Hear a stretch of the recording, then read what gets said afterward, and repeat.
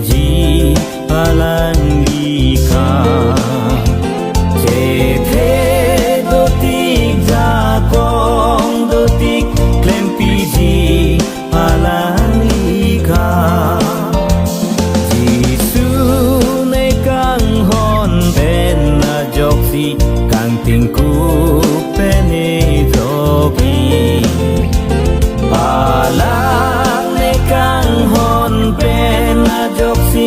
boleng dun bom so pirti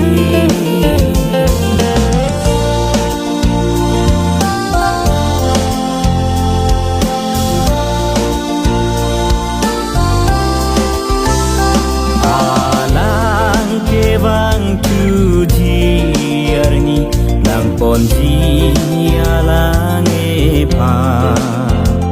sining Jerusalem kimi ponji alang liepa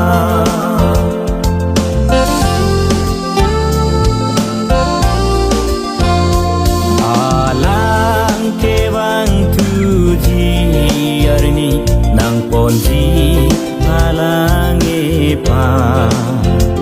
Sining Jerusalem kimi ponji alang liepa Jisu ne kang hon pen na joksi kang tingku pene joki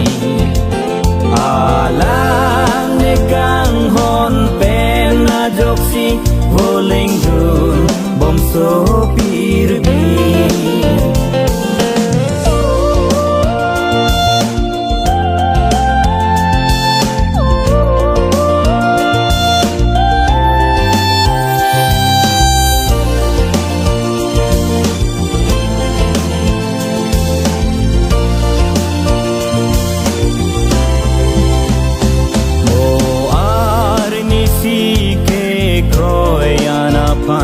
bang putih anong ipiji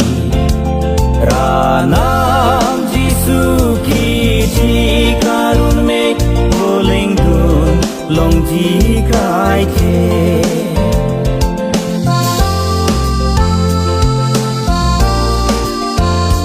mo arni si ke kroyanapan bang putih anong ipiji ranam Jisu kiti karun me boleng dun long ji kai ke Jisu ne kang hon pen na joksi kang tingku pene joki alang ne kang hon pen na joksi boleng dun bom so pirbi